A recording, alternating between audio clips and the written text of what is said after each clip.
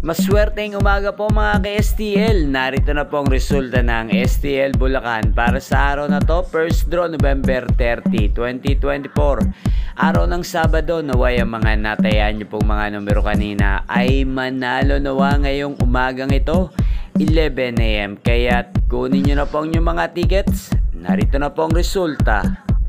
Ang mga numerong nanalo sa STL Bulacan ngayong umagang ito, November 30, 2024, 11 AM. First draw result, 26 at 6 in exact order. Sa lahat po ng tumaya kanina sa STL Bulacan para sa first draw ng 26 at 6, congrats po sa inyo. Panalo po kayo. Again, 26 at 6.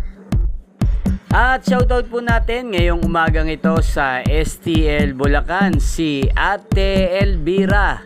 Ate Elvira ng Bulacan, shoutout po sa iyo. Naway, swertihin ka na sa STL Bulacan ngayong araw na to. At sa lahat po ng mga taga Bulacan dyan, shoutout po sa inyo. Naway nasa mabuti po kayong kalagayan. Inyo pong napanood ang resulta ng STL Bulacan sa channel na to, Roderick Hernandez TV. Maraming salamat po sa patuloy niyo pong panonood at pagsuporta sa aking channel.